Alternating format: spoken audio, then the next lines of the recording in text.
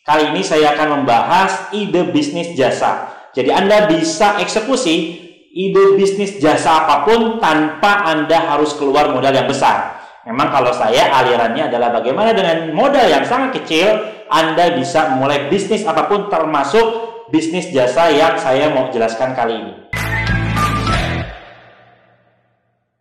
Assalamualaikum warahmatullahi wabarakatuh. Ketemu sama saya lagi Coach Ari di channel YouTube Coach Ari Brilian. Pada video ini Anda akan kembali belajar tentang ide bisnis. Kali ini saya akan membahas ide bisnis jasa. Jadi Anda bisa eksekusi ide bisnis jasa apapun tanpa Anda harus keluar modal yang besar. Memang kalau saya alirannya adalah bagaimana dengan modal yang sangat kecil Anda bisa memulai bisnis apapun, termasuk bisnis jasa yang saya mau jelaskan kali ini. Jadi banyak di luar sana yang sebetulnya ide-ide bisnis gampang atau mudah untuk dieksekusi. Nah, pertanyaannya adalah kenapa Anda nggak bisa eksekusi? Anda nggak tahu ilmunya dan Anda nggak tahu polanya. Kalau Anda tahu ilmunya, tahu polanya, semua bisnis bisa Anda lahap dengan mudahnya pastinya. Kalau Anda ngelihat ya banyak peluang bisnis yang ada di luar sana, kemudian Anda ngelihat di situ sebetulnya ada peluang, Anda ngelihat di situ ada uang. Nah, coba deh Anda eksekusi. Contohnya begini. Kalau misalnya Anda ngelihat tetangga Anda, kemudian tetangga Anda lagi servis AC misalnya, atau lagi cuci AC. Nah, itu adalah peluang. Di situ ada uang, benar nggak? Nah, pertanyaannya adalah gimana cara ngambil peluangnya? Gimana cara ngambil uangnya supaya uangnya masuknya ke kantong Anda, bukan ke perusahaan orang atau ke orang lain, tapi Anda bisa mengeksekusinya. Oke, saat ini Anda berpikir gimana caranya ya saya bisa punya servis jasa AC. Nah, tapi kan Anda nggak punya keahlian untuk servis AC-nya. Apakah Anda harus belajar dulu servis AC gitu? Nggak penting. Jadi pengusaha itu nggak perlu pinter, tapi pinter cari orang yang pinter. Nah, ini mindsetnya begitu, konsepnya begitu. Menjadi pengusaha itu nggak perlu pintar, tapi pintar mencari orang yang pintar. Artinya, ya banyak orang bilang kalau Anda mau buka salon, nggak perlu dulu Anda jadi bencongnya misalnya ya. Nah, nggak perlu. Anda kalau mau buka bisnis AC, nggak perlu Anda bisa servis AC-nya. Yang harus Anda bisa adalah bisnisnya, bukan servis AC-nya. Bagaimana caranya Anda bisa mengeksekusi dengan modal yang sangat kecil? Nah, contoh misalnya, ada orang yang lagi servis AC di tetangga Anda. Nah, ketika dia lagi istirahat, atau misalnya dia sudah selesai, Anda samperin.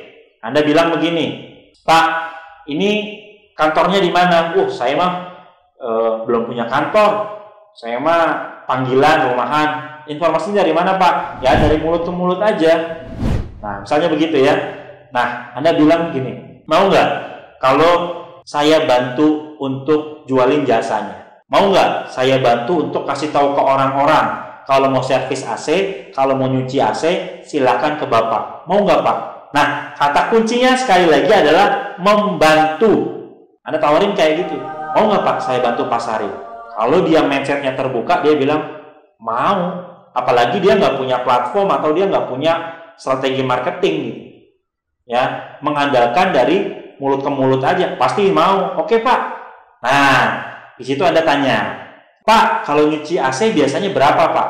Saya pernah loh, ada langganan saya ya nyuci AC itu harganya setengah dari harga yang kalau misalnya saya pesan jasanya itu ke salah satu perusahaan. Misalnya contoh, nyuci AC 75.000, dia bisa ngasih harga 30.000, 40.000. Wow.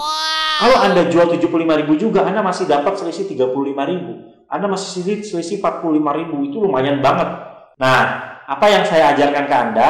Yang saya ajarkan ke Anda adalah Anda buat perusahaan, tapi Anda nggak perlu punya tenaga kerjanya. Tenaga kerjanya freelance aja dari orang lain. Nah, itu kan sebetulnya yang dilakukan di konsepnya Gojek, bener nggak? Di konsepnya Grab, ya di konsep perusahaan online ya, startup sekarang. Itu kan yang dilakukan. Gojek, dia buka transportasi. Apakah dia punya motornya? Apakah dia punya mobilnya? Apakah dia punya drivernya? Enggak. Mobilnya punya orang, motornya punya orang, ya. orangnya juga nggak digaji, tapi dia punya bisnis transportasi online. Gojek punya GoFood. Apakah dia punya restorannya? Enggak. Apakah dia punya dapurnya? Enggak. Itu punya orang, tapi dia menjadi penyambung antara konsumen dengan yang punya jasanya atau yang punya produknya. Nah, ini konsepnya. Jadi Anda ini posisinya seperti Gojek, posisinya seperti Grab. Jadi nggak perlu Anda bisa servisnya, nggak perlu Anda punya alat servisnya, tapi Anda menjadi brokernya di situ. Nah, gimana caranya supaya nggak kelihatan jadi brokernya? Anda bikin nama perusahaannya. Ya nggak perlu legalitas, nggak perlu CV, PT, nggak perlu. Ya nanti iya. Kalau Anda masuk perusahaan-perusahaan, kita kan coba tes pasar dulu. Contoh misalnya, Anda bikin perusahaannya namanya Angin Sepoi-Sepoi ya, misalnya contoh aja ini ya.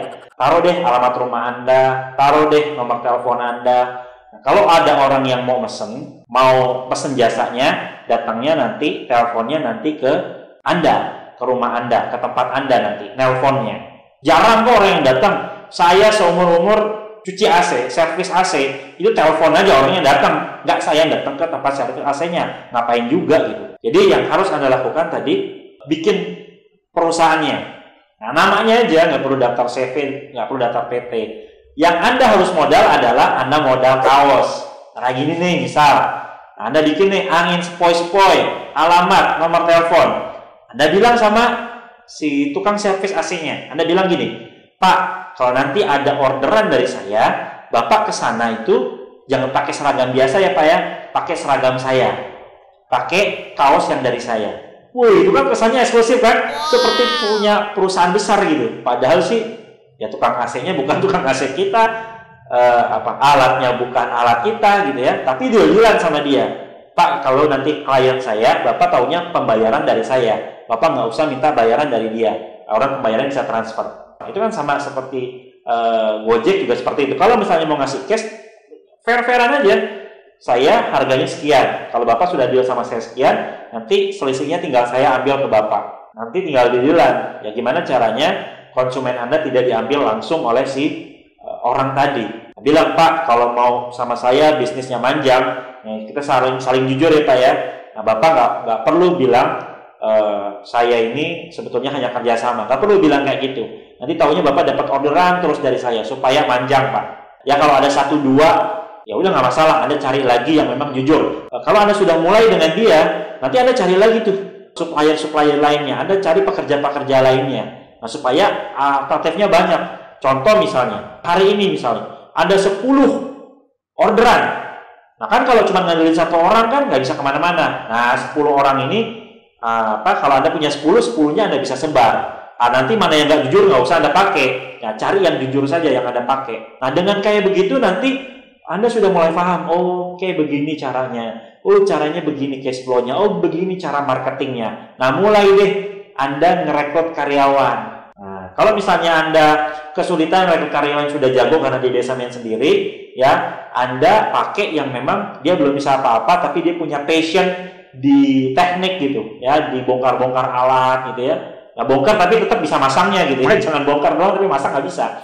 Nah, setidaknya bisa bongkar pasang. Anda lesin aja kursusnya. Ada kursus perbaikan AC itu ada kursusnya. Paling bayar 1 juta 2 juta, tapi karyawannya bisa Anda pakai terus. Nah, ijazahnya Anda tahan tuh. Jadi dia nggak bisa macam-macam ya. Ijazahnya Anda tahan. Nah, Anda bisa kerjasama sama dia. Misalnya nanti berapa? 70.000. Pakai persentase. Ke Anda berapa, ke dia berapa. Nah, bermula dari satu orang, dia kan udah bisa kan, jadi masternya kan dia kan. Anda ngerekrut karyawan lagi, diajarin sama dia. Nanti dia ngerekrut karyawan lagi, diajarin lagi sama dia. Terus berkembang. Akhirnya nanti Anda punya perusahaan, bahkan bukan hanya servis AC. Nanti Anda kembangin servis elektronik yang lain, lemari es, atau servis TV atau apa. Ya, bisa berkembang seperti itu. Nah, Anda berpikir bagaimana caranya ya bisnis jasa apapun tanpa harus Anda bisa melakukannya, tanpa Anda harus punya modal yang besar, tanpa harus punya alat terlebih dahulu. Kalau memang sudah nanti berjalan, baru nanti rekrut orang, mulai beli alat, ya, karena kan duitnya udah dapat di situ. Kalaupun misalnya Anda modal, Anda nggak takut untuk keluar modal. Kenapa? Marketingnya sudah berjalan, perusahaan Anda sudah berjalan, cash flow-nya sudah berjalan, maka Anda juga berani buat invest gitu. Kan banyak orang yang nggak berani invest karena nggak berani buka bisnis karena ketika mau ngeluarin uang, ketika mau invest, nanti jalan nggak ya? Rugi nggak ya?